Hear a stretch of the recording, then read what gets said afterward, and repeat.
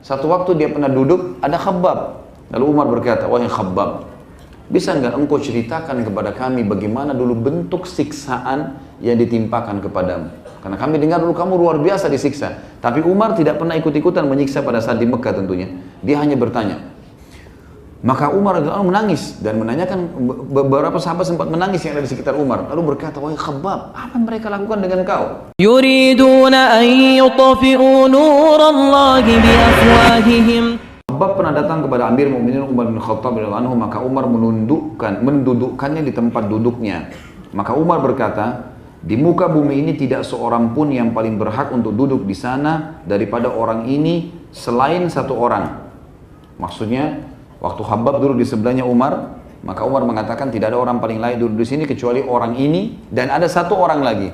Kalau satu orang itu ada, maka berarti dia lebih berhak daripada orang ini. Khabbab di sini duduk. Maka Umar bilang ada satu orang lagi, tapi kalau orang itu tidak ada, maka berarti dia yang paling berhak duduk di sebelah saya. Makna kalimat ini adalah, kalau Umar bilang kalau saya mati, yang menggantikan saya sebenarnya orang ini yang paling layak. Sampai ulama mengatakan ini termasuk fadilah khusus. Artinya Umar mau menunjuk Khabbab sebagai khalifah. Khabbab sempat berkata, siapa orang yang satu itu wahai Amir Mu'minin, yang anda anggap lebih layak daripada saya? Kata Umar, Bilal. Maka Khabbab berkata, dia tidak lebih berhak daripada aku. Di antara orang-orang musyrikin ada orang-orang di mana Allah melindungi Bilal dengan mereka. Jadi waktu Bilal dipukul oleh tuan-tuannya, oleh banyak majikannya di Mekah, maka masih ada orang-orang yang menolongnya, termasuk Abu Bakar datang menebusnya gitu. Sementara sebaliknya aku, tidak ada satupun orang yang melindungiku. Aku masih ingat pada suatu hari mereka menangkapku lalu menyalakan api dan memanggangku di atasnya. Lalu seorang laki-laki dari mereka menginjakkan kakinya di dadaku. Aku tidak melindungi diriku dari tanah, atau dia berkata panasnya bumi, kecuali dengan punggungku. Lalu Khabbab membuka punggungnya yang memutih terbakar. Itu yang disebutkan dalam At-Tabaqat karyanya Ibnu Sa'ad. Ada riwayat yang lain menjelaskan tentang perkataan pada saat itu Umar bin Khattab berkata kepada Khabbab di zaman khilafah. Jadi Umar radhiyallahu anhu ini punya tradisi teman-teman. Dia kalau sudah selesai habis sholat, sudah selesai masalah zikir sholat, beliau sering duduk lalu beliau mengatakan, beliau menunggu. Ada nggak orang yang punya kisah-kisah unik berhubungan dengan masalah keimanan? Dan banyak tentu kisah-kisah berhubungan dengan masalah itu. Di antaranya, satu waktu dia pernah duduk, ada Khabbab. Lalu Umar berkata, wahai Khabbab, bisa nggak engkau ceritakan kepada kami bagaimana dulu bentuk siksaan yang ditimpakan kepadamu? Karena kami dengar dulu kamu luar biasa disiksa. Tapi Umar tidak pernah ikut-ikutan menyiksa pada saat di Mekah tentunya. Dia hanya bertanya.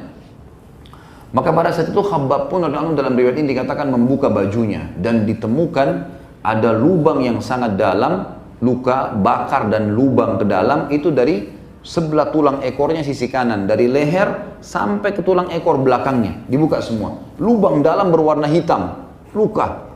Maka waktu Umar melihat dan luka itu kelihatan ya, merah dan hitam dan kemerah-merahan. Dalam arti kata sudah tidak bisa diperbaikin lagi kayak kita kalau kena luka bakar gitu kan, luka. Maka Umar menangis dan menanyakan, beberapa sahabat sempat menangis yang ada di sekitar Umar. Lalu berkata, wahai Khabbab, apa yang mereka lakukan dengan kau? Kata Khabbab, ya Amir Mu'minin, demi Allah, mereka mendatangkan batu-batu tajam yang sudah dipanaskan. Batu-batu itu sengaja ditaruh di dalam api sampai batu itu sangat panas. Lalu mereka, batu-batu itu besar, ditancapkan di tanah sehingga jadi kokoh. Dan ujungnya yang runcing itu kelihatan. Kemudian mereka rame-rame menarik badanku, tangan kanan, tangan kiri, kaki kanan, kaki kiri, diletakkan di atas batu-batu tajam itu lalu diseret di atas batu-batu itu sejauh mata memandang. Sehingga jadilah lubang ini di tubuhku. Ini satu hal yang luar biasa ini. Dan ini teman-teman menandakan kezuhudan seseorang. Dalam arti kata memang zuhud ini memang akhiratnya sudah mengalahkan dunianya. Apapun siksaan yang datang dia tidak pedulikan lagi. Dia tidak pedulikan lagi. Dan ini subhanallah Allah memberikan pelajaran kepada kita teman-teman pada hari ini. Saya juga pada saat membaca kisah ini saya melihat sebelumnya belum pernah saya sebutkan tentang masalah sabar.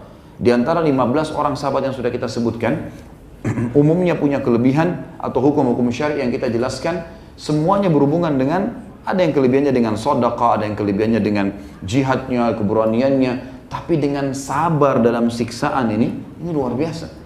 Kita temukan Khabbab mungkin tidak ada duanya, makanya dia berani mengatakan tidak ada orang yang lebih berhak daripada saya. Maksudnya saya sangat luar biasa disiksa.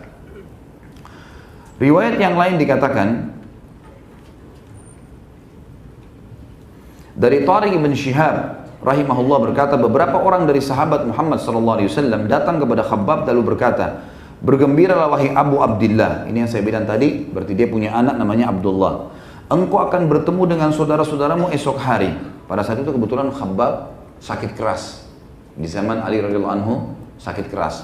Dan teman-temannya datang, para sahabat Nabi, hai Khabbab, gembiralah, kau akan ketemu dengan para sahabat-sahabatmu. Maksudnya adalah Nabi SAW dan juga para sahabat yang sudah mendahului beliau meninggal dunia.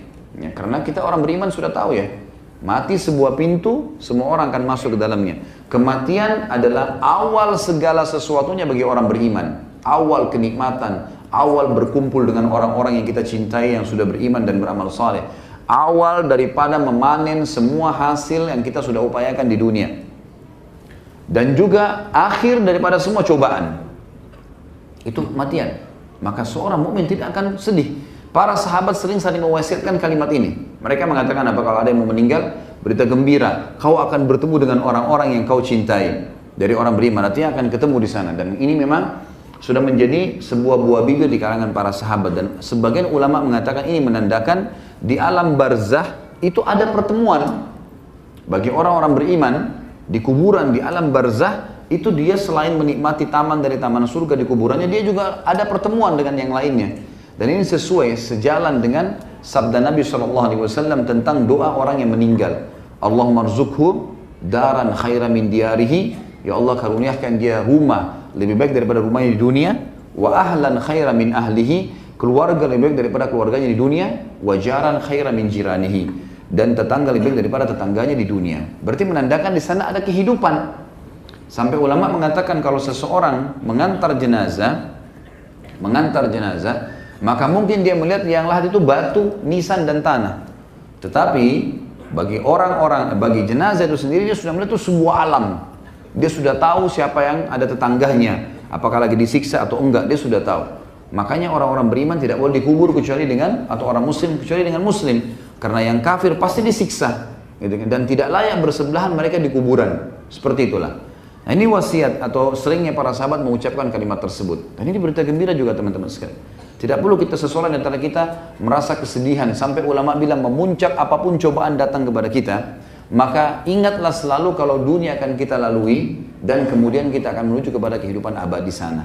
Kita akan bertemu dengan Nabi SAW yang selama ini cuma kita dengarkan namanya, kita kenang kisahnya, kita amalkan hadis-hadisnya, ya, dan titahnya kita tinggalkan larangannya. Kita akan bertemu secara fisik. Dan kata Nabi SAW waktu mau meninggal teman-teman sekalian, lagi sakit parah. Sahabat sudah banyak nangis di depan rumah Nabi SAW. Sudah pada nangis nih. Sudah tahu Nabi SAW sakit parah. Karena sebelumnya ya, beliau sempat bilang di atas mimbar, seorang hamba diberikan pilihan oleh Allah, oleh penciptanya untuk pulang ke Tuhannya atau dia tinggal di dunia, gitu kan? Maka dia pun memilih untuk pulang ke Tuhannya. Pada saat itu, semua sahabat diam, nggak berpikir apa-apa pada saat itu. Abu Bakar tiba-tiba nangis. Maka orang-orang datang mengatakan, wahai Abu Bakar, kenapa anda menangis? Bukankah sebelumnya, itu kan ini waktu pulang dari Mekah. Di Mekah beberapa hari yang lalu, sempat haji wada, turun firman Allah, Al-Ma'idah ayat 3. Al-yawma akmaltu lakum dinakum wa atmamtu alaikum nikmati wa raditu lakumul Islam madina. Hari ini aku sempurnakan agama kalian, nikmatku kepada kalian, dan juga ya, aku ridho Islam sebagai agama kalian. Waktu turun firman itu semua orang gembira. Kata mereka, kenapa kau tidak gembira Abu Bakar? Ayat turun. Rasulullah SAW sudah menyampaikan itu. Kata Abu Bakar, sungguh perkataan Nabi tadi itu menandakan orang yang sedang membawa risalah Allah ini sudah selesai tugasnya. Dan itu menandakan Nabi SAW akan meninggal dunia. Maka Nabi di atas mimbar mengatakan benar yang dikatakan Abu Bakar. Baik, semenjak itu Nabi SAW turun dari mimbar, sahabat pada nangis semua. Nangis di depan rumah Nabi SAW. Ini berarti Nabi sudah mau meninggal, tapi tidak tahu kapan. Lalu Nabi SAW keluar kedua kali lalu mengatakan, ya ayuhan nas, hai sekalian manusia, inna mau'idakum ma'i fil haud. Sesungguhnya perjanjian pertemuan kalian dengan aku bukan di sini. Nggak usah sedih dengan kematian ini, tapi di hautku nanti di mahsyar. Jadi orang beriman tahu teman-teman. Ini yang kita sampaikan sekarang, yang kita sering bahas dalam masalah pengajian. Antum ikuti yang halal, nikmatin halal, tinggalkan yang haram, kemudian mengerjakan perintah, meninggalkan yang dilarang. Ini teman-teman memang sesuatu yang kita lakukan dan kita akan lihat hasilnya. Harus. Allah mengatakan dalam awal Al-Baqarah, A'udzubillahi minasyaitonir wa bil akhirati hum yuqinun. Mereka harus yakin dengan akhirat. Ini akan membuat ketentraman jiwa yang luar biasa bagi orang beriman. Maka beberapa sahabat berkata kepada Khabbab, ini tanda kezuhudan, wahai Abu Abdillah, engkau sebentar lagi, kalaupun kau meninggal, maka engkau akan bertemu dengan saudara-saudaramu esok hari, Nabi SAW dan para sahabat yang lain. Maka Khabbab pun menangis dan berkata, aku tidak bersedih karena kematian, tapi kalian mengingatkanku terhadap suatu kaum yang kalian menyebut mereka sebagai saudara-saudaraku. Mereka telah pergi membawa pahala mereka sebagaimana ia harus dapatkan. Jadi mereka sudah beramal soleh semua tuh. Saya tahu yang sudah meninggal ini semuanya sudah beramal soleh, Nabi SAW dan para sahabat-sahabat yang lain. Dan aku khawatir pahala dari amal-amalanku yang kalian katakan itu adalah apa yang telah diberikan kepada mereka sesudah, apa yang telah diberikan kepada kita sesudah mereka. Artinya aku khawatir malah aku ini tidak bawa pahala sama sekali. Karena memang apapun yang telah diberikan kepada orang-orang terlebih dahulu sudah dapat jaminan dari Nabi SAW. Seperti ada sahabat meninggal, Nabi bilang si fulan di surga, si fulan di surga. Saya nggak ada jaminan untuk itu. Maka dari mana ada ketenangan jiwa kalau saya akan bersama mereka? Mungkin amal-amal saya belum diterima. Dan ini bentuk tawadhu, bentuk merendah tentunya. Karena Khabbab adalah orang yang soleh.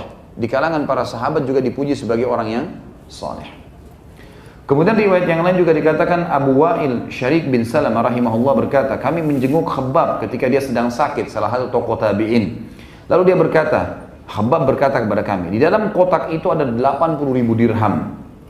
Ini uang yang miliaran rupiah ya. Demi Allah, aku tidak mengikatnya dengan tali dan aku tidak menahannya dari orang yang memintanya. Lalu dia pun menangis. Artinya bagikan, keluarkan sebelum saya meninggal. Kasih ke orang-orang, aku tidak akan menahannya. Lalu dia menangis, maka hadirin bertanya, apa yang membuat anda menangis?